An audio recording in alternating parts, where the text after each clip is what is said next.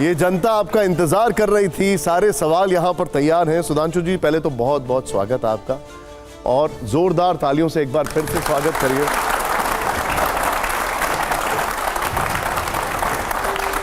सभी को धन्यवाद और पंचों को राम राम। सुधांशु जी, जब कंफ्यूजन बहुत ज्यादा बढ़ जाता है तो शिक्षक के पास जाना पड़ता है। आप पुराने प्रोफेसर हैं, पॉलिटिक्स में बहुत सारे कंफ्यूजन है ऑपरेशन सिंदूर को लेकर, कैसे दूर होगा ये कंफ्यूजन? ऑपरेशन सिंदूर को लेकर कंफ्यूजन नहीं है। कंफ्यूजन उन लोगों के मन में है जो परमानेंटली कंफ्यूज है। जिन लोगों के मन का कंफ्यूजन कभी दूर ही नहीं हुआ है। अच्छा ये बताइए, वो किस चीज पे कंफ्यूज नहीं थे? जब कोविड वैक्सीन आया तो उन लोगों ने ये कहा कि साहब ये तो बन ही नहीं सकता इतनी जल्दी। वो सेलुलर माइक्रोबायोलॉजी के एक्सपर्ट हो गए तो उस पर कंफ्यूजन दिखाने लगे थे। जब अनाउंस हुआ कि जनवरी में वो होगा, उन्होंने कहा इतने कम समय में हो नहीं सकता, हमें सैंपल दिखाइए, स्टैटिस्टिकल फॉर्मुलेशन कि कितनों पे सर्वे किया गया। स्टैटिस्टिक्स के एक्सपर्ट हो गए थे। अरे साहब, ये तो राम मंदिर के समय कंफ्यूज थे कि मुहूर्त ठीक नहीं है। गलत कह रहा हूं? ये कोविड को मोविड कह रहे थे। और तो और इनके कंफ्यूजन का क्या कहें, ये देखिए अप्रैल 2021 में आप जाके चेक कर लीजिएगा, दोनों भैया बहनों ने ट्वीट किया था।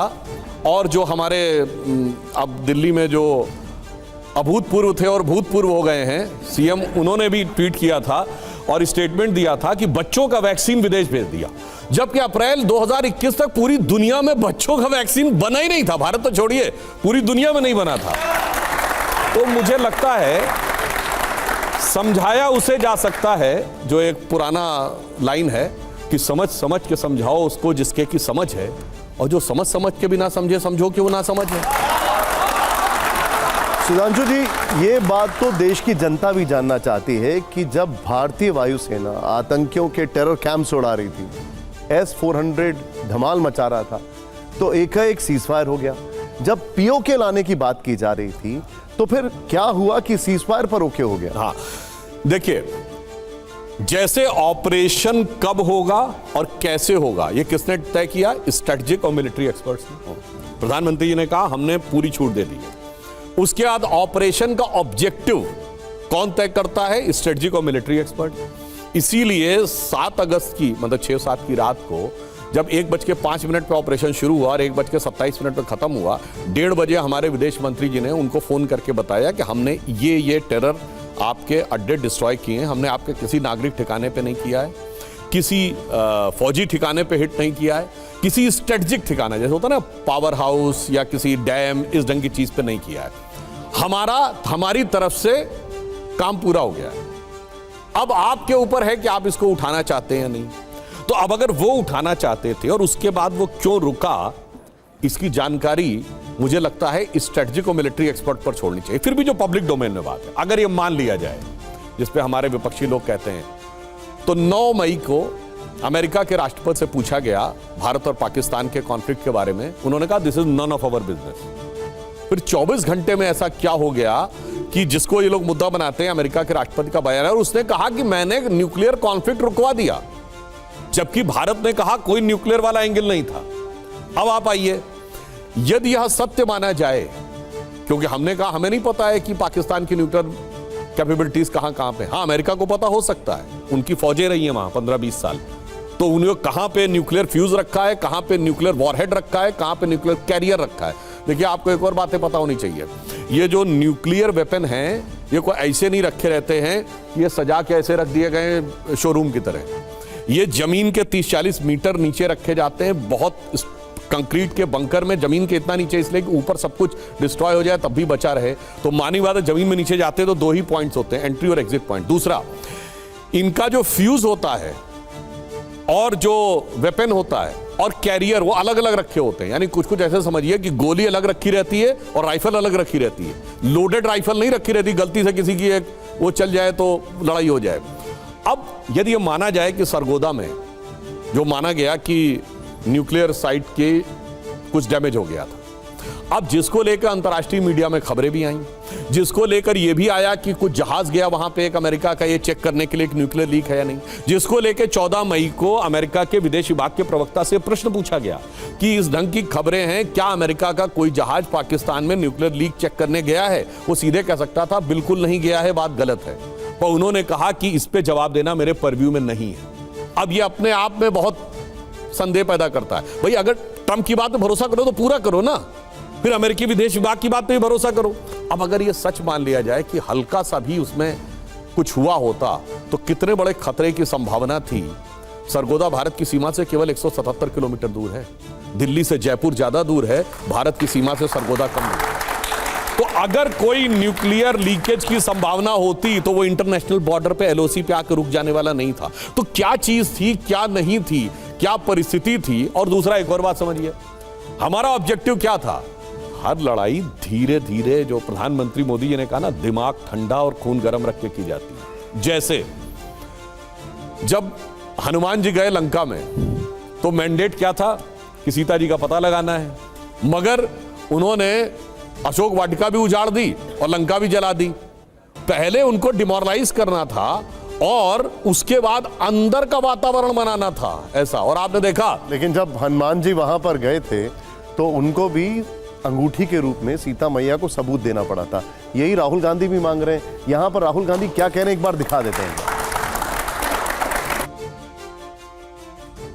बीजेपी आरएसएस वालों को अब मैं अच्छी तरह जानता हूं। इन पर थोड़ा सा दबाव डालो, थोड़ा सा धक्का मारो, डर के भाग जाते हैं ये लोग।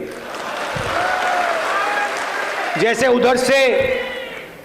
उधर से ट्रंप ने एक इशारा किया, फोन उठाया, कहा मोदी जी क्या कर रहे हो?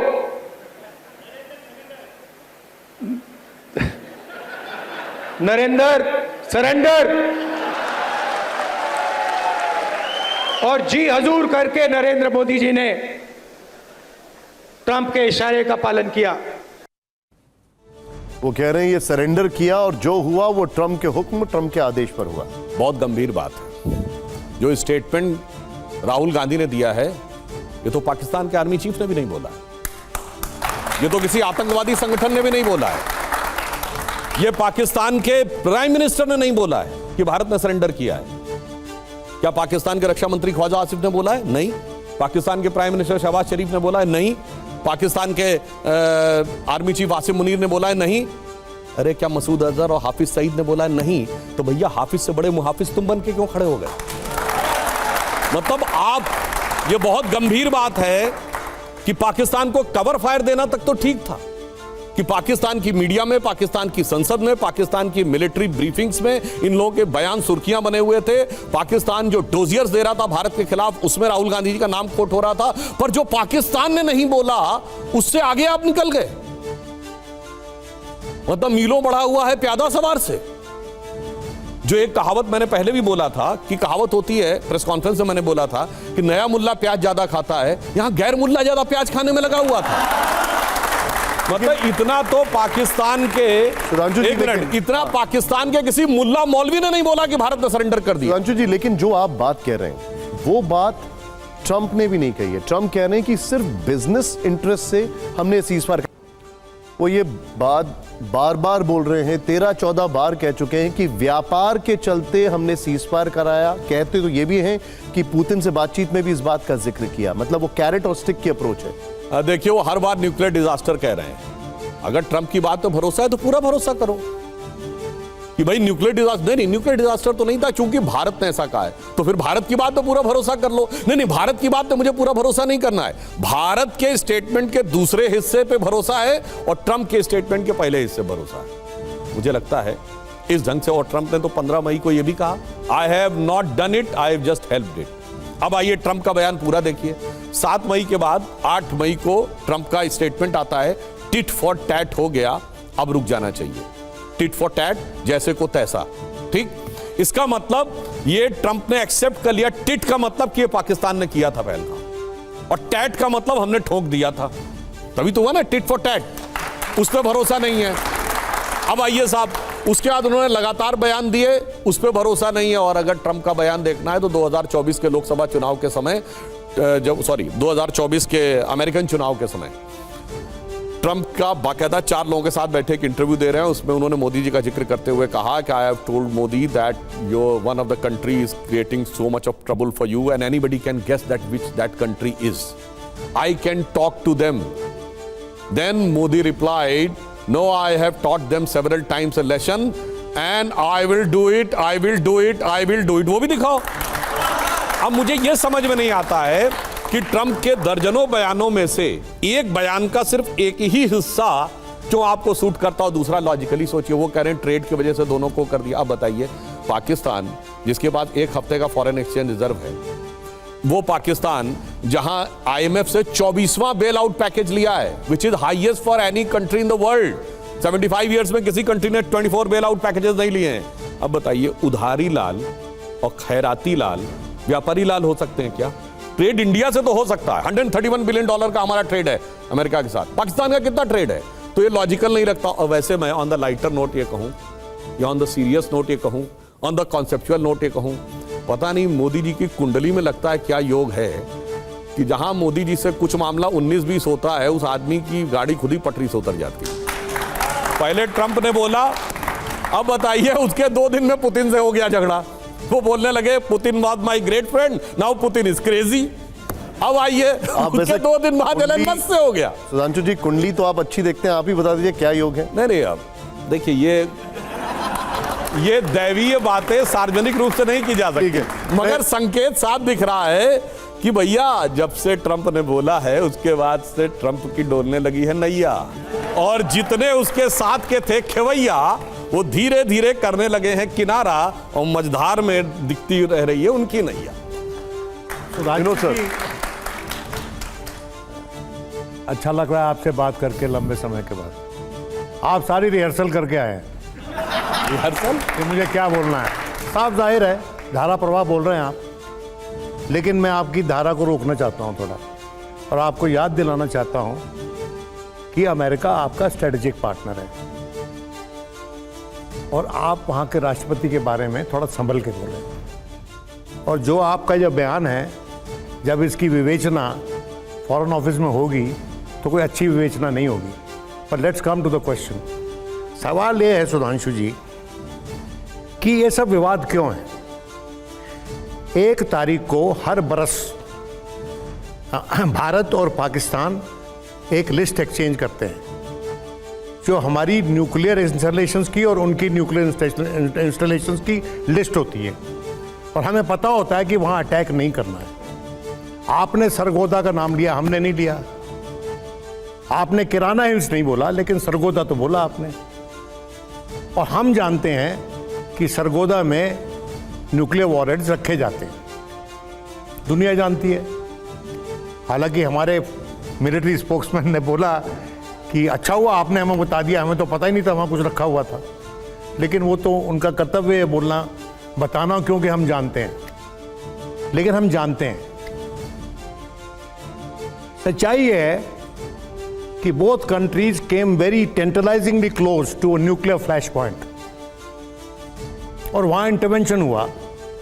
जेडी वैंस ने इंटरवेंशन किया माननीय प्रधानमंत्री से, और जो भी फैसला हुआ ठीक हुआ मेरे लिहाज से, क्योंकि कोई भी न्यूक्लियर कॉन्फ्लिग्रेशन नहीं चाहता। ये सब बातें जो हैं, इनको वाजे करने के लिए, क्लियर करने के लिए आपने पार्लियामेंट का सेशन अभी तक क्यों नहीं बुलाया? इतिहास बताता है कि 62 में पार्लियामेंट का सेशन बुलाया गया विपक्ष के दबाव में, 65 में बुलाया गया, 71 में लड़ाई चल रही थी, रोज शाम को रिपोर्ट कार्ड दिया जाता था पार्लियामेंट में बाय द डिफेंस मिनिस्टर। 62 में तो युद्ध जारी था, और बुलाया गया। और सवाल किए गए जब 62 के बारे में पंडित नेहरू से कि आप तो यू आर कॉट नैपिंग, तो पंडित नेहरू ने कहा no we are not caught napping. पर हम आश्चर्यचकित थे कि हमें नहीं अंदाजा था कि वो 3 डिवीजन एक साथ उतार देंगे हमारी धरती पर, चाइनीज। ये ईमानदारी की राजनीति है, क्राइसिस मैनेजमेंट इसको कहते हैं। आपने की क्या वो? ओके, आपका भाई जवाब लो। लोकतंत्र में जब आप मुझसे बताएंगे नहीं तो मैं कैसे इन्फॉर्म्ड क्रिटिसिज्म करूंगा आपका? ठीक है, आपके दो सवाल हैं। वैसे विनोद जी कोई आवश्यकता नहीं थी व्यक्तिगत कहने की, मुझे कोई रिहर्सल करने की जरूरत अच्छा, मैं मजाक कर रहा था तो। रोज 3-4 घंटा रिहर्सल होता है। You very good, you know, I know you are good. 3-4 घंटे होता है। अरे उसको अब रही बात इसकी, मैं ये कहना चाहता हूं, आप जैसे वरिष्ठ पत्रकार से ये नहीं कहना चाहिए स्पेशल सेशन बुलाए। नवंबर दिसंबर में हमेशा भारत का शीतकालीन सत्र चल रहा होता है। 62 भी नवंबर था, उस समय सेशन चल रहा था, और 71 भी दिसंबर था, कोई स्पेशल सेशन नहीं बुलाया गया। अब दूसरी बात, एक मिनट सर सुन लीजिए, फिर आप क्या? अब दूसरी बात, अभी के जो आपने कहा ईमानदारी तो गजब की है। मतलब ये कह रहे हैं कि हमें अंदाजा नहीं था कि 3 डिवीजन उतार देगा। ये ईमानदारी है या लापरवाही है? और दूसरी बात, सिर्फ पहली बात नहीं, फरवरी 1958 में चाइना ने सड़क बना ली। ये रिपोर्ट है, फॉरेन सेक्रेटरी ने रिपोर्ट किया फरवरी 1958 में कि लद्दाख से लेह में सड़क बना। ये सर 62 से 4 साल पहले की बात है। और उसके बाद क्या कहते हैं नेहरू जी, फर्स्ट इसको वेरीफाई किया जाए, उसके बाद जब पता हो जाता है कि है तो कहते हैं हम इसको पर्सनली डील करेंगे। उसके बाद 59 में तिब्बत पूरी तरह कब्जे में आ जाता है। उसके बाद सर अप्रैल 60 में चाओ इनलाई भारत में आते हैं, 5 दिन रहते हैं, उनका स्वागत होता है। इतना ही नहीं, भारत चीन को संयुक्त राष्ट्र संघ में स्थापित करके स्थायी सदस्यता देने की रिकमेंडेशन करता है। सर आप इसको उदारता कहेंगे? और ड्वाइट आइजनहावर की प्रेसिडेंशियल आर्काइव से कहती है कि 1958 में नेहरू से आके अमेरिकी राजदूत ने पूछा कि भारत कितने समय में परमाणु बम बना सकता है। उन्होंने भाभा से पूछ के कहा 1 साल में, यानी 59 में हम बनाने की स्थिति में थे। परंतु नेहरू ने कहा हम आइजनहावर की एटम फॉर पीस पॉलिसी के अनुसार है, हम नहीं बनाएंगे। और साहब नहीं बनाया। और उसके बाद 60 में, अब जब पूरी बात कह रहे थे, जॉन एफ कैनेडी ने जब पता चला कि चाइना करने वाला है तो अमेरिका ने कहा हम बना के दे देते हैं, क्योंकि वो नहीं चाह रहा था किसी कम्युनिस्ट कंट्री की बात एशिया में हो।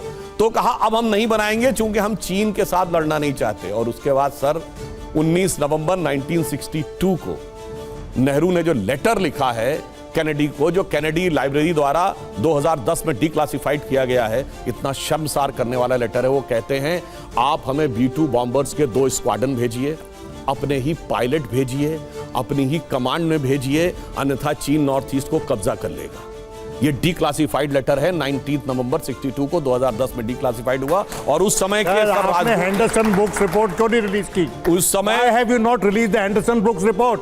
ये सब मत बोलिए आप। हेंडरसन बुक्स रिपोर्ट क्यों नहीं रिलीज किया आपने? अब ये बताइए, यही तो मैं कह रहा हूं, अब तो 62 साल पुरानी रिपोर्ट। अरे भाई आपकी सरकार 12 साल से है। अरुण जेटली जी प्रॉमिस करते थे हम रिलीज करेंगे, आपने नहीं की अभी तक, 12 साल हो गए।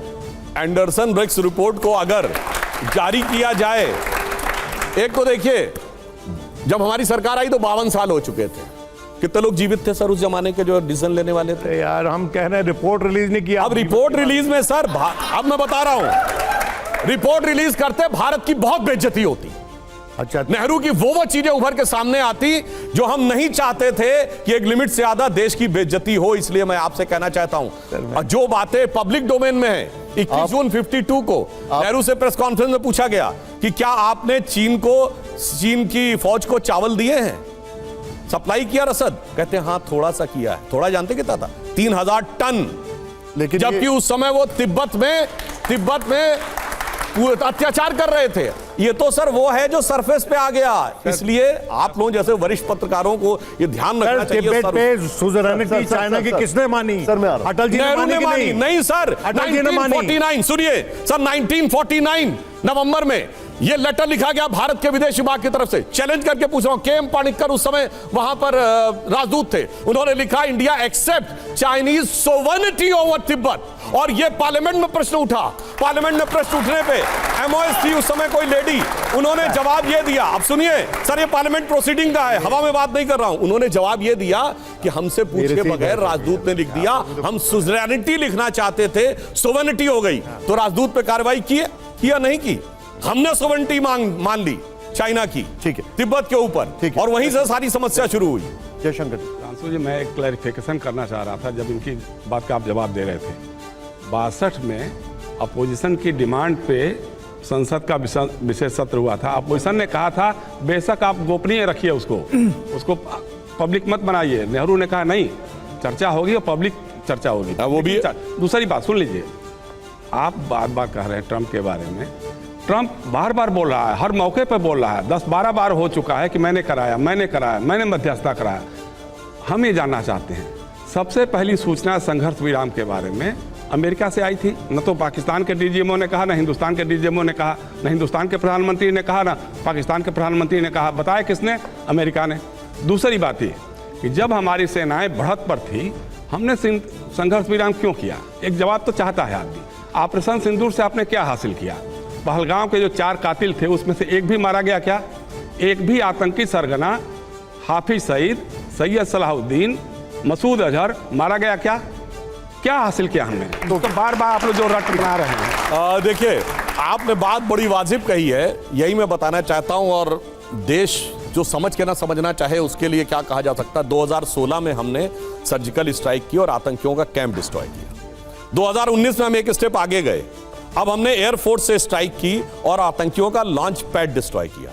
2025 में हमने जाकर उनके हेडक्वार्टर डिस्ट्रॉय किए। इससे ज्यादा सर इकबालिया क्या हो सकता है? शहबाज शरीफ का बाइट अवेलेबल है कि 9 और 10 अगस्त की दरमियानी रात पहलगाम का कोई आतंकवादी मारा गया कि नहीं? पहलगाम का जो कातिल था, 4 कातिल थे जिनकी पहचान हो गई। पहली बात, आए कैसे? वो उड़ के आए, ड्रोन से आए, कैसे आए?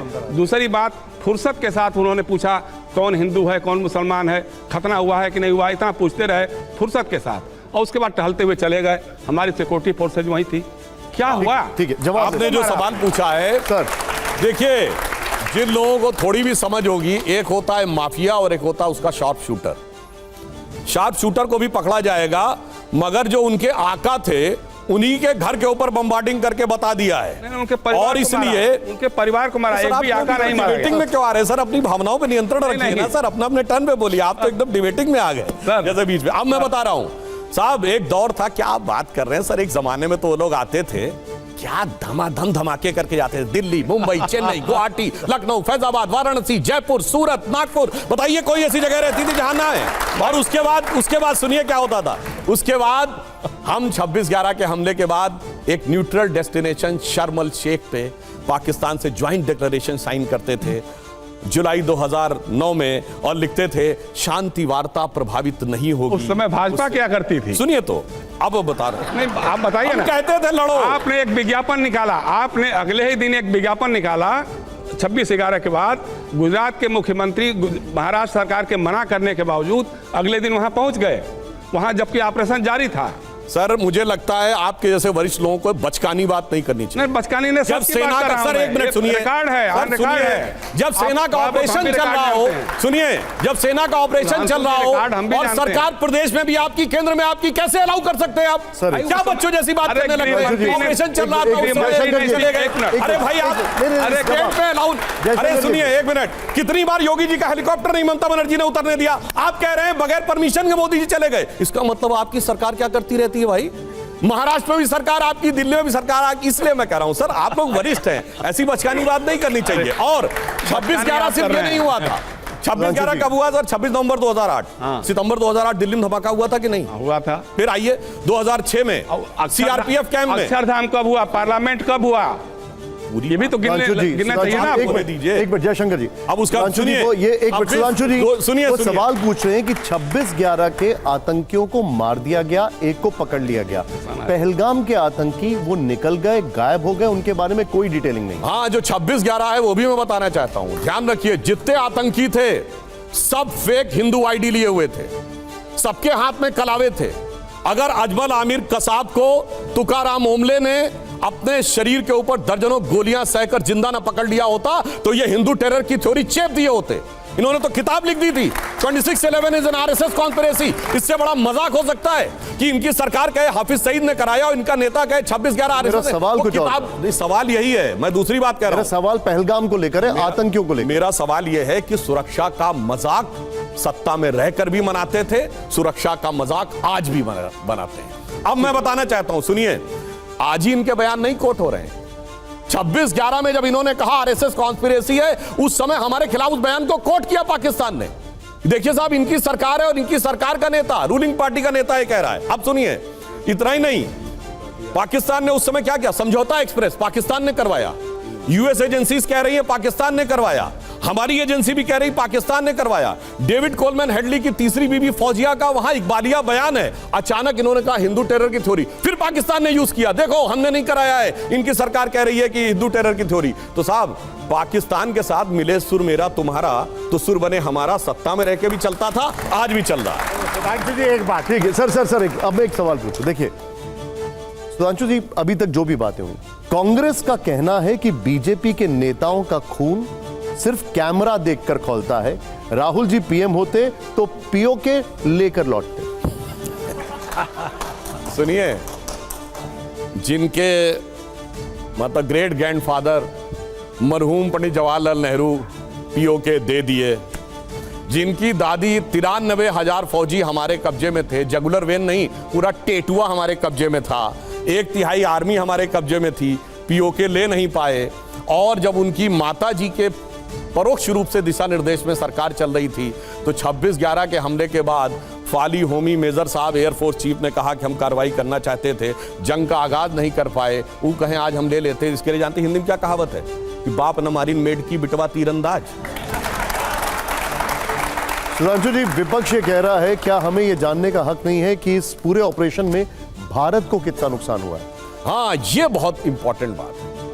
इनकी हमेशा दृष्टि इस पे रहती है कि भारत को कितना नुकसान हुआ और नुकसान पहुंचाया जाए। इसमें से किसी ने नहीं पूछा कितने एरिया, जिसके प्रूफ भी अवेलेबल है कि डैमेज हो गया क्या क्या, और बहावलपुर में हमने अंदर तक मारा, सरगोदा तक मारा, हमने खैबर पख्तूनवा तक किया है, हमने सिंध तक किया है, कितने आतंकी मारे गए इसमें इंटरेस्ट नहीं है, भारत को कितना नुकसान हुआ। और जानते निशान जी, ये कोई आज की घटना नहीं है, ये गुलामी के कालखंड से आ रही उस मानसिकता का प्रतीक है जो ब्रिटिश कॉलोनियल लीगेसी की है, जिसमें हमेशा भारत का की पराजय को देखने का प्रयास किया जाता है। जैसे मैं एक उदाहरण देता हूं, पृथ्वीराज चौहान ने 17 बार मोहम्मद गोरी को हराया, उसकी लड़ाई की कभी हिस्ट्री में पढ़ा है? नहीं, हारने वाली पड़ी। हेमू ने 20 लड़ाइयां जीती कलकत्ता से लेके दिल्ली तक, मगर पानीपत की दूसरी लड़ाई हारने वाली सिर्फ हमने पड़ी। महाराणा प्रताप ने इतनी लड़ाइयां जीती मगर सिर्फ हारने वाली पड़ी है। तो भारत को हारते हुए देखना, भारत की अस्मिता को कलंकित होते हुए देखना, यह एक मानसिकता है। सोच इस सीमा तक है कि 2 साल पहले मार्च में गए थे जो बाहर राहुल गांधी जी क्या बोले थे, why the defenders of democracy America and Europe are silent over what is happening in India, why they are not reacting to it. यानी आप भारत के लोकतंत्र में सीधे हस्तक्षेप के लिए अमेरिका से गुहार मना रहे थे। कौन बाप बना रहा था? प्रॉब्लम क्या है, ये 3 M जो है, मैकाले, मार्क्स और मुगल, ये दिमाग पे ऐसे छाए हुए हैं, मगर क्या बताएं, इन 3 को एक वैक्सीन मिल गई है, वो भी M है, वो है मोदी वैक्सीन। जब से मोदी वैक्सीन मिल गई है तब से लोग बहुत बिलबिलाए हुए हैं। क्या आप ये कह रहे हैं कि नुकसान के बारे में पूछना गलत है? नुकसान के बारे में पूछने का मतलब है कि देश के खिलाफ बात करना है? जी डेफिनेटली। अगर आप ये पूछते हैं कि कौन सा प्लेन डैमेज हुआ, भारत पे सिर्फ रफाल नहीं है, मिग भी हैं, सुखोई भी हैं, मिग 21 भी हैं, मिग 29 भी हैं। इसका मतलब आप एक्सपोज कर रहे हैं कि हमने किसको यूज किया। कल के दिन आप कहेंगे कौन सा ड्रोन यूज किया, वो बताइए। कल के दिन आप कहेंगे कौन सा एसॉल्ट राइफल यूज किया, वो बताइए। कल के दिन आप कहेंगे कौन सा बख्तरबंद गाड़ी यूज की, वो बताइए। आप चाहते क्या है? वर्ल्ड मीडिया उसको लिख रहा है, उस पर क्लैरिफिकेशन तो आना चाहिए। मैं वही तो कह रहा हूं ना, मीडिया लिख रहा है तो मीडिया में जवाब दे रहे हैं। संसद में जो सवाल पूछ रहा है, इसका मतलब वो सीधे सीधे भारत की संवेदनशील सुरक्षा के ऊपर पब्लिक करके उस पर राजनीति करना चाहता है। संतोष जी, सर एक minute Santosh, I am coming to you sir. औरों से पूछूं एक बात। एक तो Sudhanshu ji, don't mind my comment, it was a joke. हमें आपकी नहीं, वो मैं हमारी बहुत इज्जत करते हैं, हम आपकी इज्जत करते हैं। मैं आपसे एक बात कहना चाहता हूँ, हमारे जितने निशाने हमने साधे पाकिस्तान पे, वो शार्पली साधे। हमने टारगेट तय किए और निकाले। हमने उनकी मिलिट्री इंस्टॉलेशन पे हमने बोला कि नहीं अटैक किया, हमने टेररिस्ट इंस्टॉलेशन पे अटैक किया। हमारा नैरेटिव था India versus terrorist which are being patronised by Pakistan. लेकिन आप हमारे सदे हुए सवालों के जवाब में कारपेट बॉम्बिंग कर रहे हैं। आप नेहरू पे चले जाते हैं, अभी महाराणा प्रताप पे चले गए। आप सवाल का सीधा जवाब दीजिए जनाब, सीधा जवाब चाहिए, सीधा जवाब दे दो। ऐसा है कि जब कोई व्यक्ति, मतलब किसी के पर्सनल में नहीं कह रहा हूं, अगर कोई व्यक्ति ड्रग एडिक्ट हो या किसी प्रकार के मानसिक उसका शिकार हो तो उसका सीधा जवाब नहीं, पहले बताया जाता है कि उसकी मानसिकता क्या है। उस मानसिकता की वजह से ये 16 में सर्जिकल स्ट्राइक के सबूत मांग रहे थे, 19 में पूछ रहे थे कि पेड़ गिरे कि जमीन गिरी, कौवे मरे कि आदमी मरे। अब आज तो पिक्चरें दिख गई पाकिस्तान में डैमेज की, तो आप पूछ रहे हैं भारत में क्या हुआ। इस मानसिकता को समझिए, यानी हमेशा भारत की कोई नेगेटिव चीज खोजनी है, जिसे ऑन द लाइटर नोट कहूं, सबसे जगमगाते हुए महल के अंदर भी किसी कोने में कुछ तो अंधेरा होता है। एक जीव ऐसा होता है जो हमेशा अंधेरे की तरफ भागता है। रामचरितमानस में एक चौपाई है, मैं किसी के ऊपर व्यक्तिगत नहीं कह रहा हूं, ना किसी के ऊपर कैविएट लगा के बोल रहा हूं, किसी पार्टी या नेता के लिए नहीं, मगर एक आप नजीर की तरह समझ सकते हैं। सहज पाप प्रिय तामस देहा, यथा उलू कही तम पर नेहा।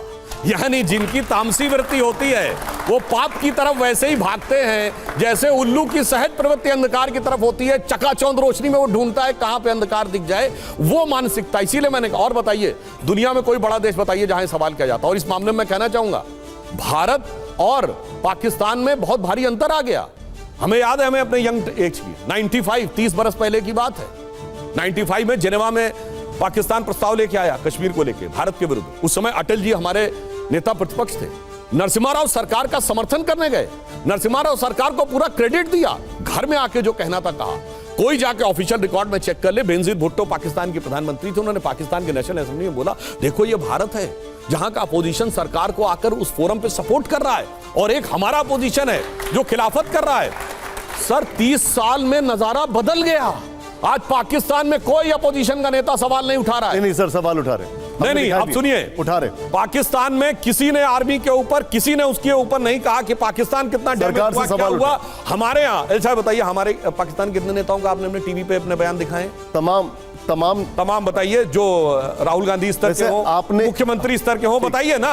अब वो छुड़वाइए, सिद्धारमैया का बयान, चन्नी जी का बयान, विजय वेदत्तीवार का बयान, राहुल गांधी का बयान, उनके टीवी चैनल, ट्विटर हैंडल वैसे सब बैन कर दिए, तो क्या दिखाएंगे? इसीलिए मैं कह रहा हूं ना, वो तो हमारे डोजियर में भी नाम यूज कर रहे हैं। संतोष भारती जी के पास चलते हैं। प्रधानमंत्री, ऑपरेशन सिंदूर के बाद घर घर सिंदूर ले जाने का कार्यक्रम भारतीय जनता पार्टी ने घोषित किया या नहीं किया, 2 दिन तक सारे देश में इसकी तैयारी चली, और फिर अखबार में बयान आता है कि भारतीय जनता पार्टी का कार्यक्रम है ही नहीं। तो इस तरह की चीज़ें भारतीय जनता पार्टी की तरफ से आती हैं, भले ही अफवाह के रूप में हो, अफवाह के रूप में हो, देश में सारे भारतीय जनता पार्टी के कार्यकर्ता इसकी तैयारी करने लगते हैं, और अचानक होता है कि इसको विड्रा कर लिया। कारण क्या रहा? सर आपने जो सवाल पूछा उसमें उसको उत्तर नहीं थे। कोई पार्टी का ऑफिशियल बयान है नहीं, मीडिया में खबर आ रही है, और मीडिया में खबर आ रही है कि विड्रॉ कर लिया गया। तो भाई जो चीज कही यथार्थ में थी ही नहीं, और ये बात आई कि ये आपने कहा अफवाह है, और अफवाह के बाद कई प्रवक्ता के क्लिप्स वायरल हैं, वो बोल रहे हैं सब। हाँ, अब ये जहां तक बात है उसमें लोगों को भी समस्या है। ऐसे कई क्लिप्स वायरल हैं जिसमें लोग कह रहे हैं सिंदूर क्यों रखा गया। सिंदूर जो है वो हिंदू धर्म से कनेक्टेड नजर आता है। अरे भाई, जब आप धर्म पूछ के मार रहे हैं तो हम आपका कर्म पूछकर मारेंगे, मगर फिर ये बताएंगे भी कि ये किस कारण से। प्रॉब्लम यहां पे क्या है, हिंदू धर्म और भारतीय संस्कृति का कोई भी प्रतिमान जो आपके मन में थोड़ा भी चेतना पैदा कर सके, गर्व पैदा कर सके, या आपके अंदर ऊर्जा पैदा कर सके, उसे डाइल्यूट करके रखना।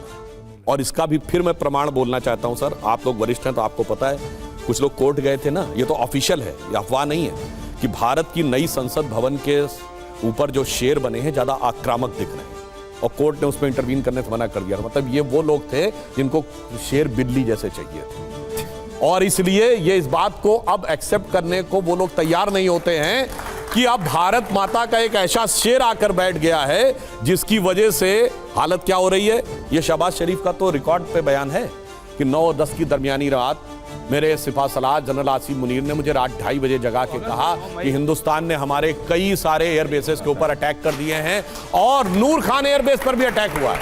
ये पाकिस्तान का प्रधानमंत्री बोल रहा है, इसमें कोई किंतु परंतु का स्कोप नहीं है।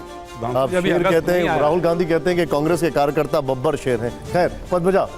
सुधांशु जी, अभी आपने जो विपक्ष की बात की कि जो सवाल उठाए जा रहे हैं वो देश हित के खिलाफ है, पर ताली एक हाथ से नहीं बचती है। आप कह रहे हैं कि वो एंटी नेशनल सवाल पूछ रहे हैं। अगर आपकी पार्टी बार बार उनको सोरोस का एजेंट, चाइना का एजेंट, सीक्रेट एमओयू किया है, एक तरीके से आप भी उनको पूरा कॉर्नर कर देता है कि तुम तो बिल्कुल ही मतलब विदेश के एक तरीके से एजेंट हो, तो वो भी फिर आप पलट करके बोलते हैं कि भाई आप पाकिस्तान की मुखबिरी कर रहे हैं। एक और एग्जाम्पल है, अभी असदुद्दीन ओवैसी जब वो फॉरेन सॉइल पर जाकर के हिंदुस्तान जिंदाबाद, पाकिस्तान मुर्दाबाद कर रहे हैं, तो वो सबसे बड़े स्पोक्स पर्सन और हीरो बने पूरे भारत के लिए। लेकिन अभी जब वो वापस आ चुके हैं और अब वो वक्फ पर बात करेंगे, तो कई लोग उनको मॉडर्न डे जिन्ना बोल देते हैं, कहते हैं कि वो टू नेशन थियोरी के प्रोपोगेटर है। तो ये मीठा मीठा गप गप, कड़वा कड़वा थू थू तो नहीं हो सकता ना, कोई तो मीटिंग पॉइंट होना चाहिए ना दोनों तरफ से। आप थोड़ी नरमी दिखाइए, वो भी थोड़ा प्रेम दिखाएंगे। आपने बिल्कुल सही कहा, जो ओवैसी ने किया वो ठीक है, उनके जो भी अंदर की बात है। ओवैसी ने कहा मैं घर में आके लड़ूंगा, बाहर देश के साथ रहूंगा, मगर राहुल गांधी तो बाहर जाके खिलाफ बोलते हैं। कम से कम उनसे तो ओवैसी ठीक है कि बाहर जाके देश के खिलाफ नहीं बोल रहा है। हम मीठा मीठा गप कड़वा कड़वा थू नहीं वो कहते हैं। और जो हम लोगों ने आरोप लगाए हैं, कभी भी हवा में कोई आरोप नहीं है। सोरेस के फाउंडेशन से जो कनेक्शन है, आज तक उसका डिनायल नहीं है। उसके फैक्ट्स अवेलेबल हैं कि वो OCORP में सोनिया गांधी जी मेंबर थी या नहीं, इसमें कोई किंतु परंतु है क्या? इल्हान उमर से वो मिले थे, उसमें कोई किंतु परंतु है क्या? और दूसरी बात, आप सभी वरिष्ठ पत्रकार हैं, संतोष जी आप हमसे बहुत वरिष्ठ हैं आप लोग, मैं कहना चाहता हूं कोई हवा में नहीं बोल रहा हूं। ये वेगलेना एल्बर्टस की किताब स्टेट विद इन स्टेट जाके पढ़ लीजिए, सुनिए, लेटर नंबर के साथ कोट किया हुआ है कि कौन किसके साथ मिला हुआ था। श्वाइजर इलस्ट्रेटेड नवंबर 1991, राजीव गांधी जी की फोटो के साथ। इनको मुकदमा करना चाहिए ना कांग्रेस को उन लोगों के ऊपर कि आपने कैसे लिख दिया। वो कह रहा है कि 1.97 बिलियन स्विस फ्रैंक उनके अकाउंट में है, राजीव गांधी जी की फोटो के साथ लिख रहा है। मित्रों, गिन्स archive KGB in the world part 2 जो कह रहा है सीधे कांग्रेस को पैसा दिया जा रहा है। जोसेफ क्रॉली की किताब in conversation with A crow, वो कह रही है कि हिंदुस्तान के अंदर क्या स्थिति थी। और यूरी बैजमनेव जो कि रशिया का जासूस था, पत्रकार बन के रहता था, 2005 में कैनेडियन टीवी के इंटरव्यू में कह रहा कोई बात हम लोग हवा में नहीं बोल रहे हैं, अगर कांग्रेस के अंदर कुव्वत है तो उनके खिलाफ जाके मुकदमे करने चाहिए थे। फिर से बता देता हूं, थोड़ा सा हम डाइवर्ट कर गए, थोड़ा सा डाइग्रेस हो गए। पद्मजा ने जो सवाल पूछा वो बेसिकली क्रक्स ये है कि जिनको अभी तक गद्दार और अलग अलग शब्दों से देशद्रोही एजेंट बोला जा रहा था, अल्टीमेटली शशि थरूर, ओवैसी, कानी मोई, इन्हीं को आप लेकर गए भारत को रिप्रेजेंट करने के लिए विदेश ना। बिल्कुल सही कहा, मोदी जी ने तो उदार हृदय दिखाया, उनको भेजा। और शशि थरूर को भाजपा का सुपर स्पोक्स पर्सन किसने बोला? कांग्रेस ने। पेट में किसके दर्द हुआ? राहुल गांधी जी के। जबकि ईमानदारी से देखें, Shashi Tharoor parliamentary standing committee on foreign affairs के चेयरमैन है और वो कांग्रेस के द्वारा नामित है। भाई कांग्रेस ने उनको चेयरमैन बनवाया है फॉरेन अफेयर्स कमेटी का। अब फॉरेन अफेयर्स कमेटी का चेयरमैन नहीं जाएगा फॉरेन के डेलीगेशन में, क्या ये लॉजिकल लगता है? अब आइए, सलमान खुर्शीद साहब एक्स फॉरेन मिनिस्टर वो कह रहे हैं क्या प्रॉब्लम है? कौन जाएगा ये कांग्रेस पार्टी तय करेगी, आप थोड़ी तय। मैं कांग्रेस पार्टी से पूछ लेना चाहता हूं, parliament standing committee on foreign affairs का चेयरमैन जो आपकी पार्टी का है और आप ही ने उसको नॉमिनेट किया था चेयरमैन बनने के लिए, वो क्यों नहीं जाना चाहिए? इसी से समझ में आता है। विनोद सर, थरूर साहब अब नहीं है एजेंट सोरोस के, सोरोस के एजेंट नहीं है ना। विनोद सर प्लीज, विनोद ये तो आप थोड़ी कह बोलते रहे हैं। हैं नहीं है, he is not an agent. Congress ने कहना शुरू किया उनके बारे में, हम तो कुछ नहीं कह रहे हैं ना। नहीं, आपने ही कहा था शुरू में सोरोस का एजेंट। मैंने तो कहा कि वो पार्लियामेंट्री स्टैंडिंग कमेटी के चेयरमैन है, इसलिए ऑब्वियस है कि उनका नाम होगा। आप बीजेपी कहती थी सोरोस के एजेंट हैं, बीजेपी कहती थी कि शशि थरूर जॉर्ज सोरोस के एजेंट हैं। अब बीजेपी का राय उस पर वही है, अब बदल गया। शशि थरूर नहीं, कांग्रेस में बहुत बतेरे हैं। कहां आप बात कर रहे हैं? बीजेपी ने बरी कर दिया ना उनको। ना हमने कब कहा? वो तो आरोप हमने सिर्फ भेजा और आरोप कांग्रेस ने लगाया। कांग्रेस से पूछिए ना। एक मिनट क्लैरिफिकेशन लिख लूँ, एक दूसरा सवाल।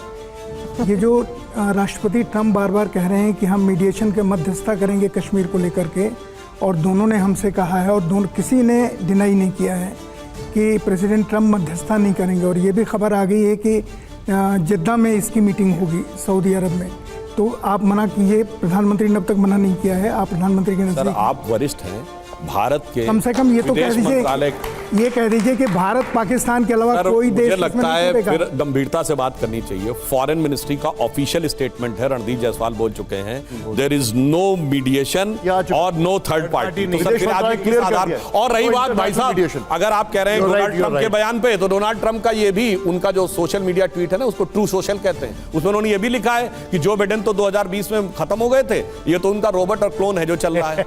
बताइए, आप भरोसा करते हैं हैं इस पे। हाँ, राहुल गांधी भरोसा कर सकते हैं, क्योंकि राहुल गांधी कहते हैं ना, जिसको तुम देख रहे हो ना वो तो है ही नहीं राहुल गांधी, वो तो खत्म हो चुका है। तो वो भी मान सकते हैं जिस जो बाइडेन को देख रहे हो वो तो है ही नहीं।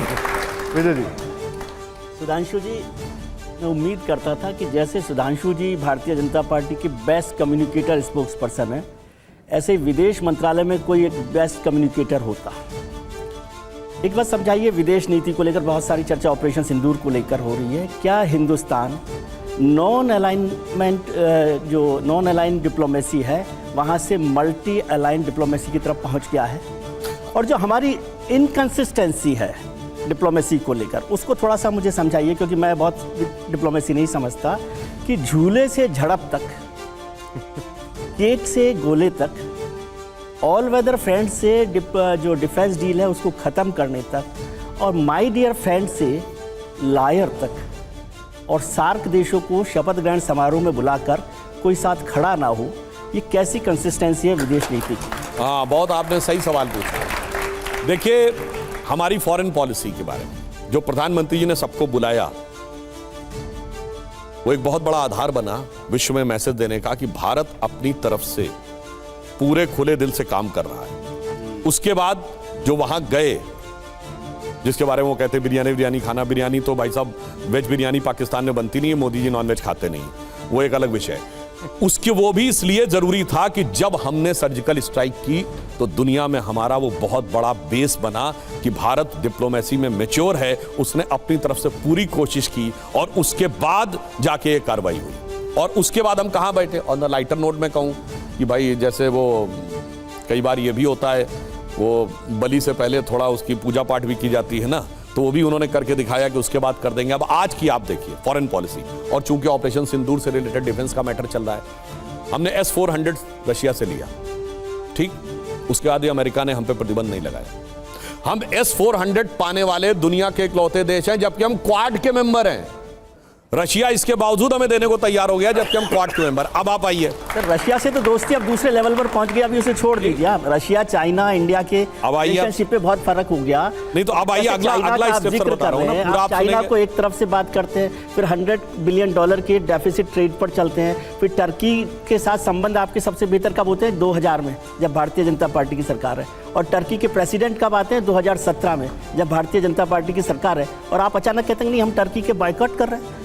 थोड़ा सा मुझे तो समझने दिया कीजिए कि क्या हो क्या रहा है। मुझे लगता है पॉलिटिक्स में जिसको डिप्लोमेसी की थोड़ी भी समझ होगी, डिप्लोमेसी में कोई चीज कंसिस्टेंट नहीं रहती है। पॉलिसी की बात, अब मेरी पूरी बात सुन लीजिए सर, पूरी बात। आप 62 में जिस अमेरिका ने हमारे पक्ष में धमकी दी थी, उसी अमेरिका ने 71 में 7th फ्लीट हमारे खिलाफ भेजा था। अब आप ये इनकंसिस्टेंटी कहेंगे, हमें अपनी परिस्थिति के अनुसार चेंज होना पड़ता है।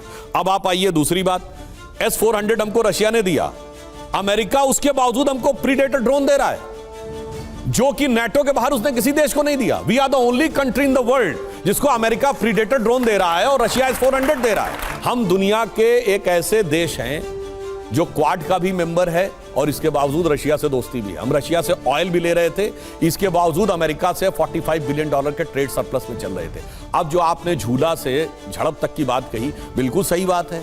अगर आप देखें तो शी जिनपिंग को जो बुलाया था, हमने अपनी तरफ से बिल्कुल ईमानदारी का परिचय दिया कि अगर आप अच्छे संबंध रखना चाहते हैं तो ठीक है। और आज जिस समय चाइना हमारे अगेंस्ट में था, आज आप बताइए चाइना के साथ कितने कंट्री खड़े हैं परमानेंटली? बताइए। तो रशिया उनके साथ, इसीलिए मैं कह रहा हूं आप सर, चाइना के थिंक टैंक अभी आज की तारीख में रशिया और चाइना, रशिया और इंडिया से बेटर रिलेशनशिप में, शायद आप जानते होंगे। अब आप बोलना चाहते नहीं बोलना चाहते, मैं पूरी बात कर लूं यार, हो रही है उसको पूरी बात कर लूं। उसके बाद चाइना थिंक टैंक कह रहा है कि चाइना तियाननमेन स्क्वायर के बाद के वर्स्ट डिप्लोमेटिक आइसोलेशन में है। सिर्फ नॉर्थ कोरिया और पाकिस्तान ही उसके 2 कमिटेड दोस्त हैं जो साथ में हैं। और आप सोचिए, अगर चाइना और रशिया के संबंध इतने अच्छे होते तो S-400 हमको दे रहा है, चाइना क्यों नहीं ले रहा उससे? अभी अब दूसरी बात ये समझिए, एक और बात आप समझिए, जो सबसे बड़ी बात इस ऑपरेशन सिंदूर ने एक काम और जानते क्या किया है? इधर मिसाइल तो गिरी है पाकिस्तान में, मगर आपको पता है चाइनीज डिफेंस स्टॉक्स क्रैश किए। एविक्स सिस्टम चेंडू में जो PL-15 मिसाइल बनाती है, उस कंपनी के स्टॉक 9 से 12% नीचे गिरे। जो J-17 बनाने वाली एयरक्राफ्ट की कंपनी है चेंगडू में, उसके 15 से 20% एयर स्टॉक गिरे। कोई जाके इसको चेक कर सकता है। और दूसरी ये दर्शाता है कि उनका एयर डिफेंस सिस्टम, उनका मिसाइल सिस्टम कारगर नहीं। और ये स्टॉक्स जो गिरते हैं ये तो दुनिया देख के करती है, इसमें भारत सरकार का कोई रोल नहीं है। अब आप आइए, हमारे सारे डिफेंस के स्टॉक बढ़े हैं, anybody can go and check. HAL 14% बढ़ा है, मझगांव डॉक्स 22 से 23% बढ़ा है, गार्डन रीच शिपयार्ड लिमिटेड और कोचीन शिपयार्ड लिमिटेड 22-23% बढ़ा है। हर एक सवाल पर यहां पर ताली बजनी चाहिए। आइए सुधांशु सर प्लीज आइए, ये बड़ा इंटरेस्टिंग है और ये हमारा सबसे ज्यादा वायरल राउंड है। सुधांशु सर इधर आप इधर आइए और रैपिड फायर हम शुरू करने जा रहे हैं। पहले तो जोरदार तालियां हो जाए रैपिड फायर के लिए। मेरा पहला सवाल सुधांशु जी के लिए यहां पर है, दिखाइए जरा, प्ले करिए। रैपिड फायर का पहला सवाल, बेहतर राजनेता कौन, शशि थरूर जी या असदुद्दीन ओवैसी जी? देखिए, वो वैसे डिप्लोमेट हैं और ये जो है एक चुनना है, इन दोनों का भाजपा से तो कोई मतलब नहीं है। ठीक है, ओके। अगला सवाल प्ले करिए, तालियां हो जरा। युवाओं का रोल मॉडल कौन हो, विजय शाह या colonel Sofiya Qureshi? No doubt colonel Sofiya Qureshi. अगला सवाल बड़ा इंटरेस्टिंग है और आने वाले समय के लिए और ज्यादा इंटरेस्टिंग है, प्ले करिए जरा। हमारा अगला सवाल प्ले करिए, बेहतर राजनेता कौन, तेजस्वी यादव या तेज प्रताप यादव? एक सुनना है, एक लाइन में। गरीब गुरबा का परिवार अब सबसे अमीर परिवार है और ताकतवर परिवार है, तो ताकत का गुरूर और अमीरी का ऐब दोनों नजर आ रहे हैं इनके अंदर। बेहतर कौन है दोनों में? दोनों में बेहतर कौन है? ये लालू जी, पर्सनल चॉइस। ये लालू जी से पूछिए। हमारी ऑडियंस पूछना चाहती है, ये अगला सवाल हमारी ऑडियंस का है, प्ले करिए जरा। हमारा अगला सवाल यहां पर जो है, दिखाइए जरा। ये जो हमारा अगला क्वेश्चन है, बेहतर इन्फ्लुएंसर कौन, समय रैना, रणवीर इलाहाबादिया या शमिष्ठा पनोली? देखिए, इन्फ्लुएंस कौन कर पाता है इसके बारे में मैं थोड़ा सीरियस कहना चाहूंगा। आज युवा पीढ़ी को समझना चाहिए कौन इन्फ्लुएंस कर रहा है और कौन इन्फ्लुएंस करवा रहा है। ये सब तो माध्यम है। एक सेंटेंस कहता हूं, थोड़ा फूड फॉर थॉट। आप पानी की बोतल लेते हैं, 10 रुपए की आती है, ठीक है? उसके बावजूद फेसबुक फ्री है, इंस्टाग्राम फ्री है, यूट्यूब फ्री है, केवल इंटरनेट का पैसा देना है ना। क्यों फ्री है भाई? जबकि वो कंट्री कहता there can never be a free lunch. If there is a free lunch there has to be poison in it. अगर मुफ्त में कुछ दे रहा है तो इन्फ्लुएंस कौन कर रहा है और दिमाग को कैसे इन्फ्लुएंस कर रहा है उसको समझिए। चेहरों को मत देखिए, पीछे के खिलाड़ी को समझिए। अगला सवाल प्ले करिए जरा। हमारा अगला सवाल इस वक्त, बेहतर सरकार कौन, शहबाज शरीफ, मोहम्मद यूनुस या मुल्ला बरादर? तालिबान, बांग्लादेश या पाकिस्तान? कभी खुद पे कभी हालात पे रोना आया, बात निकली तो हर एक बात पे रोना आया। तालिबान सरकार को आप दोस्त मानेंगे कि नहीं मानेंगे? देखिए, राजनीति में परिस्थिति के अनुसार जहां पर राष्ट्र हित में जिसके लिए जैसी भी आवश्यकता हो, परंतु अभी तक हमारा इनके साथ पहली बार संवाद हुआ है, अभी तक फॉर्मल रिकॉग्निशन नहीं है जी। इसलिए मैं सिर्फ ये कहना चाहूंगा, मगर इसके बावजूद खौफ किस कदर बैठ गया है पाकिस्तान में। जो वैसे मैं उसमें थोड़ा, जैसे मैंने उस समय रामचरितमानस का एक प्रसंग बताया था ना, जब हनुमान जी जलावला के आ गए थे तो उसका इंपैक्ट जाने क्या पड़ा था कि लोग इतना घबराने लगे थे कि मंदोदरी तक ने कहा था कि मैंने एक सपना देखा है, सपने बानर लंका जारी, जात उधान सेना सब मारी। तो वैसे ही सपने उनको भी आने शुरू हुए हैं, तो उसमें इनमें भी कुछ नजर आने लगा, उनमें भी कुछ। और वैसे ये बताएं, ये मोहम्मद यूनिस के लिए मैं कहना चाहूंगा कि भैया जी भावनाओं में बह के कुछ ज्यादा बोल गए थे। जो एक डायलॉग था ना, वो अपनी। अगला सवाल प्ले करिए जरा। इस वक्त आपके सामने अगला सवाल, ये निश्चित तौर पर ये बच्चे जरूर समझना चाहेंगे, दिखाइए सुधांशु जी, इसका जवाब जरूर दीजिएगा, प्ले करिए। भारतीय संस्कृति क्या है, शाकाहार या मांसाहार?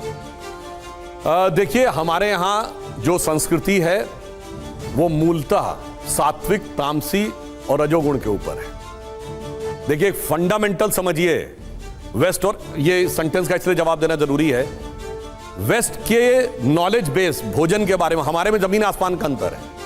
वहां कोई ऐसी चीज नहीं जो कहेंगे सिर्फ जाड़े में खानी चाहिए, सिर्फ गर्मी में खानी चाहिए। हमारे यहां है। उनके यहां कोई ऐसी चीज नहीं जो मॉर्निंग में खानी चाहिए, इवनिंग में खानी चाहिए। हमारे यहां है कि दही मॉर्निंग में खाना है तो दूध नाइट में लेना है और फल दोपहर में खाने हैं। वहां पर माइंड के ऊपर क्या प्रभाव पड़ता है इस पर कोई स्टडी नहीं है।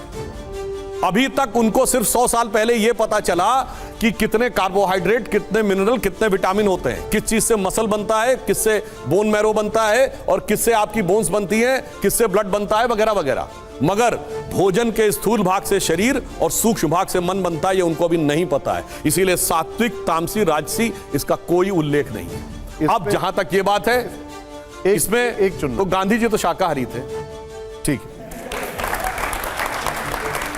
अब जो सवाल है मैं चाहूंगा जरा जोरदार। और मोदी जी भी शाकाहारी हैं। जोरदार, योगी जी भी शाकाहारी हैं। अगले सवाल के लिए जोरदार तालियां हो यहां पर। मैं चाहूंगा कि जरा, हाँ आइए जरा प्ले करिए। सबसे प्राचीन भाषा क्या है? एक लाइन में सर जवाब। संस्कृत, तमिल, कन्नड़ या? वैसे सवाल आपने क्यों पूछा है? ये जो आर्टिफिशियल इंटेलिजेंस है ना भाषाओं को लड़ाने के लिए, उसका युग खत्म होने वाला है।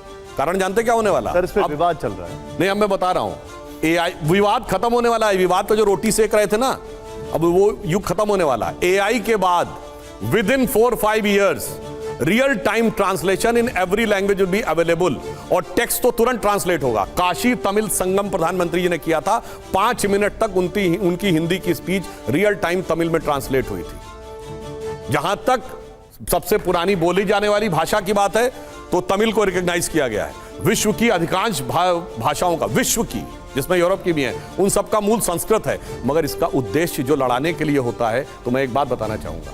तमिल संस्कृति का सबसे बड़ा ग्रंथ है थिरुकुरल। आप में से कितने लोगों ने नाम सुना है? आपने सुना है। उसके 3 पार्ट हैं और 1330 पद हैं। और वो जो 3 पार्ट हैं उनके नाम जानते हैं क्या है? अरम, परुल और काम।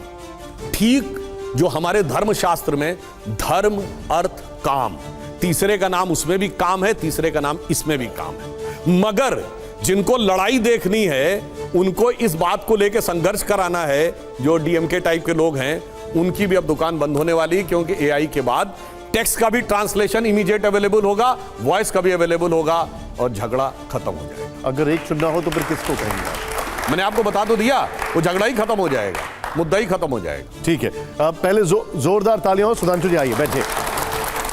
अब एक सवाल है सुधांशु जी, ये राहुल गांधी ने एक सवाल पूछा और वो विदेश मंत्री जी के एक बयान को लेकर सवाल कर रहे हैं। उनका कहना है कि सरकार ने हमने से पहले ही पाकिस्तान को बता दिया था। वो पहले एक बयान सुन लेते हैं, फिर आपको लिखा। Because even at the start of the operation, we had sent a message to Pakistan saying we are striking at terrorist infrastructure, we are not striking at the military.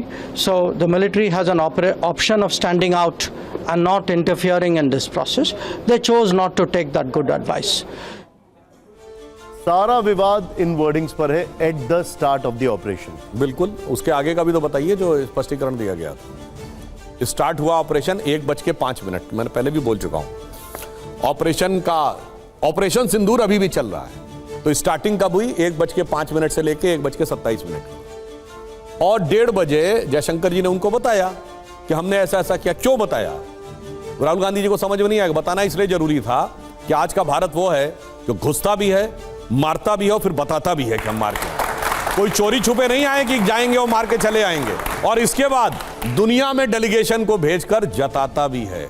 और अगर उनकी बात मान लें, अगर राहुल गांधी जी, तो मतलब हम इतने बड़े हम पावरफुल हो गए कि बता के ठोक के चले आए। यानी हमने बताया, उसके बाद कोई अपने को बचा नहीं पाए। इसलिए मुझे लगता है थोड़ी परिपक्वता के साथ इस बारे में बात करनी चाहिए, ना कि उस दिन की बात।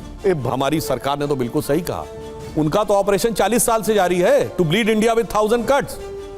और हम आज तक ये मानने को तैयार नहीं है कि लड़ाई है। इसीलिए अब डॉक्ट्राइन में मोदी जी ने चेंज कर दिया है कि अब कोई भी अटैक होगा, it will be considered as act of war.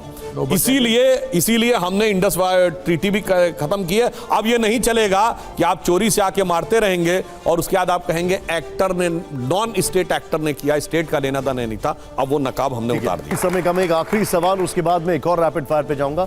हमारा जो डेलीगेशन गया था वहां पर एक सांसद जी का बयान जो काफी चर्चा में, पहले उसको सुनिए प्ले। आतंकवाद का कोई धर्म नहीं होता। पहलगांव की घटना जो है एक अलग घटना है कि पहलगांव में धर्म के आधार पर जो है पहली बार मारा गया, लेकिन जनरली ये माना गया है कि आतंकवाद जो है वो बाउंड्री के बाहर है और धर्म से ऊपर है। निशिकांत दुबे एक मुस्लिम देश में थे, वहां पर वो कहते हैं कि आतंकवाद का कोई धर्म नहीं है। कंगना रनौत वो सोशल मीडिया पर लिखती हैं कि पहलगाम हमले ने बता दिया कि आतंकवाद का धर्म है। किसकी बात मान? अब जो आपने बात कही, जो लोग कहते हैं कि आतंकवाद का धर्म नहीं होता, वही बड़ी मजेदार बात है। आतंकवादी का धर्म तुरंत ढूंढ लेते हैं। और यह बात तो ऑफिशियली कांग्रेस सरकार ने कही है। कैसे? पोटा लाए हम, prevention of terrorist activities act. POTA withdraw किया मनमोहन सिंह सरकार ने, किस आधार पे? कि मुसलमान ज्यादा पीड़ित हो रहे हैं। तो आतंकवादी को धर्म मान लिया ना आपने। अब आप आइए, टाडा तो लाई कांग्रेस की सरकार, राजीव गांधी की सरकार, विड्रॉ किया नरसिम्हा राव सरकार ने। तब तो बीजेपी कहीं नहीं थी। किस लिए? कि मुस्लिम ज्यादा उसमें पीड़ित हो रहे हैं, जबकि उसमें तो खालिस्तानी भी पकड़े गए थे, एलटीटी वाले भी पकड़े गए थे, नक्सल भी पकड़े गए थे, नॉर्थ ईस्ट वाले भी पकड़े गए थे। तो समस्या क्या है कि जब आतंकवाद हो तो कहना है कि आतंकवाद का धर्म नहीं होता है, मगर जैसे ही आतंकवादी पे सजा होती है। नहीं, लेकिन ये तो आपके दोनों सांसद आप ही के हैं। मैं इसीलिए कह रहा हूं, चूंकि इस ढंग की परिस्थितियां आती हैं तो एक क्लैरिटी की जरूरत है। या तो आतंकवाद का मजहब नहीं है तो फिर आतंकवादी का भी मजहब मत दें। तो मैं एक छवि बनाई कि हम सेकुलर राष्ट्र हैं जब प्रतिनिधिमंडल गया, और यहां पर आकर हम हिंदू राष्ट्र की बात करने लगते हैं। भारत ने छवि नहीं बनाई, सेकुलर राष्ट्र हैं हम। सेकुलर राष्ट्र हैं इसलिए कि हम हिंदू बाहुल्य हैं। एक मुस्लिम राष्ट्र बताइए जो पूरी तरह सेकुलर हो। 57 आप जो बोल रहे हैं, एक मिनट, ये नेताजी को समझाइए, वो कुछ बोल रहे, दिखाइए जरा, प्ले करिए। अगर कोई भी बकरी काटेगा तो उसके ऊपर हमारी हिंदुत्व सरकार जरूर कार्रवाई करेगी, छोड़ेगी नहीं। ये किसी के अब्बा का पाकिस्तान नहीं है, ये हमारा हिंदू राष्ट्र है। इनको समझाने की जरूरत है कि नहीं? वैसे आपको एक बात बताएं, ये बकरीद को बकरीद क्यों कहते हैं, आपको पता है?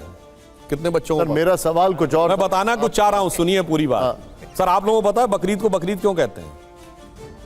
विनम्रता से पूछ रहा हूं। अब जानते हैं यहां प्रॉब्लम क्या है और ये बकरीद क्यों मनाई जाती है? हजरत इब्राहिम ने अपने बेटे इस्माइल को खुदा के हुक्म पे कत्ल कर दिया था और उन्हें पूरा यकीन था कि अल्लाह मियां मेरे बच्चे को दोबारा जीवित कर देंगे। वो हो गया, ठीक। बकर शब्द जो है वो एक अरबी का शब्द है जिसका मतलब होता बड़ा, बकरा नहीं होता है। अबू बकर अल बगदादी का मतलब बड़ा है, इसीलिए वो अपना नाम अबू बकर, वो बकरा नहीं है। प्रॉब्लम क्या हो गई है कि बकरीद का मतलब बड़े जानवर को की कुर्बानी देना, जैसे वहां ऊंट की दी जाती थी। अब यहां पर चूंकि भारत में आने के बाद एक पर्टिकुलर रिलीजियस सेंटीमेंट को ध्यान में रखकर अथवा उसको हर्ट करने के लिए एक पर्टिकुलर टाइप के ही पशुओं की बलि देने की शुरुआत करने की बात हुई। अब जब यह बात कही गई कि मान लीजिए सिंबॉलिक कर लीजिए, कहेंगे सिंबॉलिक क्यों करेंगे, हम तो एक्चुअल करेंगे, ठीक। मान लिया जैसे आपको ध्यान हो सकट विनायक की पूजा होती है, हम लोग के यहाँ भी वो तिल का बकरा काट दिया जाता है। आप जो नारियल फोड़ते हैं वो एक प्रकार से प्रतीकात्मक बलि का प्रतीक है। अब वो कहते हैं प्रतीकात्मक नहीं करेंगे, आप भी तो कोई कर सकते हैं ना, तो प्रतीकात्मक नहीं करेंगे तो पूरा यकीन रखो भगवान पे, अपने बेटे को कत्ल करो। जैसे हजरत इब्राहिम ने आके बचा लिया था उनको, इस्माइल को, तो आपको भी बचा लेगा। नहीं, वो उतना हमें करना है, मतलब देखिए वो तो हमें प्रतीकात्मक करना है, मगर इसके नीचे प्रतीकात्मक में नहीं जाना। ये तो हिंदू मंदिरों में भी होता है, ये तो यही तो मैं कह रहा हूं। कोई बताइए एनिमल लविस्ट बोला हो? दुर्गा। और सुनिए बड़ी मजेदार बात क्या है, हिंदुओं में किसी एक दो मंदिरों में होता है तो साहब वो पशुओं पे अत्याचार है, और यहां पर यह भी सीधे बलि है धार्मिक आधार पे कि आप ये मान रहे हैं कि आपके परिवार में खुशहाली आएगी, अल्लाह का फजलो करम मिलेगा, और उसके लिए धीरे धीरे धीरे धीरे काट के किया जाता है। जितने एनिमल लवर्स हैं, तो ये बलियां सारे धर्मों में बंद होनी चाहिए। नहीं, मैं एक बात कर रहा हूं, मैं आपसे पूछ रहा हूं ना, जो लोग बलि के खिलाफ है तो इसके खिलाफ क्यों नहीं बोलते? चुप, कोई जवाब ही नहीं निकलता है। सारे मंत्री जी नीतीश राणे खिलाफ है इसके, सारे धर्मों पे फिर ये बंद होनी चाहिए। मैं कह रहा हूं बंद हो तो सब में बंद हो, आप कह रहे हैं चालू रहे तो सब में बंद रहनी चाहिए। सुधांशु जी, ये प्ले कार्ड है, यस या नो, सामने कैमरा है, ये लीजिएगा आपको यस या नो में जवाब देना है सुधांशु जी। मैं रैपिड फायर राउंड पर आ रहा हूं, आइए जरा प्ले करिए। और मैं देख रहा हूं ऑडियंस जोश की कमी है, जरा जोरदार तालियां हो। आइए जरा सुधांशु जी, पहला सवाल यहां पर है, प्ले कार्ड ले लीजिएगा सर कैमरे पे, यस या नो, या फिर वो ऑप्शन खैर अवॉइड करिएगा। प्ले करिए जरा, दिखाइए। आतंकवाद का कोई धर्म नहीं होता, यस या नो? यस। वैसे आतंकवाद का कोई धर्म नहीं होता, मगर एक ही धर्म है जो दुनिया में सब जगह लड़ाई लड़ रहा है। मतलब रूस में, चेचेनिया में रूसों से लड़ाई है, भारत में हिंदुओं से लड़ाई है, बर्मा में बुद्धिस्टों से लड़ाई है, यूरोप में क्रिश्चियन से लड़ाई है, इजराइल में यहूदियों से लड़ाई है। धुम धुम धड़म धड़ैया रे, सबसे बड़े लड़ैया रे, दूसरी पार्टी कोई हो, पहली पार्टी हम बनने तैयार है। प्ले करिए अगला सवाल हमारा यहां पर, प्ले करिए। अगला सवाल है, अभिषेक बनर्जी देशभक्त राजनेता हैं, यस या नो? वो मेरी पार्टी के नहीं है तो उनके बारे में मैं जानकारी कैसे रख सकता हूं? ठीक है, पास कर दिया आपने, ओके चलिए, ओके। नेक्स्ट सवाल प्ले करिए। वैसे वो सुनिए, वैसे वो बुआ भक्त नेता जरूर हैं। ठीक है, अगला सवाल प्ले करिए यहां पर। मेरा अगला सवाल आपके सामने है, ऑपरेशन सिंदूर में भारतीय एयरक्राफ्ट्स को कोई नुकसान नहीं हुआ, कोई नुकसान नहीं, ओके। अगला सवाल, वैसे जिसने सवाल बनाया है उसके इंटेंशन के ऊपर मुझे क्वेश्चन है। नहीं बिल्कुल, किसी भी आर्मी के स्ट्रेटेजिक वेपन के बारे में सवाल पूछना, मैं मानता हूं you come on the grey area of. तो आप डायरेक्टली राहुल गांधी को बोल रहे हैं जी? ये आप सीधे राहुल गांधी को बोल रहे हैं? बिल्कुल, उसमें तो कोई किंतु परंतु ही नहीं है। हालांकि इसलिए मैं कह रहा हूं, जो ऑपरेशन के दौरान कोई स्ट्रेटेजिक वेपन, स्पेसिफिक वेपन के बारे में बात करता है, इसका मतलब वो भारत के राष्ट्रीय हितों से खिलवाड़। हालांकि सीडीएस ने इसके ऊपर खुद बोला इसके ऊपर, बट एनीवे आइए जरा नेक्स्ट सवाल प्ले करिए। देश के संसाधनों में मुसलमानों का बराबरी का हक है, यस या नो? नहीं साहब, उनको सबसे ज्यादा हक दे रखा है, जरूरत से ज्यादा दे रखा है। आपने प्ले कार्ड रख दिया, मैं देख रहा हूं इसमें, यस या नो? सर बराबरी का हक नहीं है, ज्यादा हक है। ठीक है, तो बराबरी का होना चाहिए। सुनिए, हाँ। उनके लिए स्पेशल लॉ है, उनके लिए वक्फ बोर्ड है, उनके लिए ट्रिपल तलाक है, उनके लिए महरम है, उनके लिए हलाला है, उनके लिए 4 बीवी है। आखिरी सवाल, ये इस रैपिड फायर का आखिरी सवाल है, प्ले करिए जरा। क्या भारत में, दिखाइए, क्या भारत में विदेशी सामान का बहिष्कार होना चाहिए, यस या नो? देखिए, भारत अपनी सोच का परिष्कार कर ले तो जैसे हम पहले दुनिया में थे, एंगस मेडिसिन के हिसाब से हमने 1500 साल तक 30 से 35% ग्लोबल जीडीपी को कंट्रोल किया था, तो हमें बहिष्कार की जरूरत ही नहीं पड़ेगी। मगर इतना जरूर कहना चाहूंगा, विदेशी विचार के बहिष्कार की बहुत जरूरत है। ठीक है, सुधांशु जी बहुत बहुत शुक्रिया हमारे साथ आने के लिए, इस शो में मिलने के लिए हमसे बहुत बहुत शुक्रिया। जोरदार तालियां हो। Thank you very much sir, thank you so much.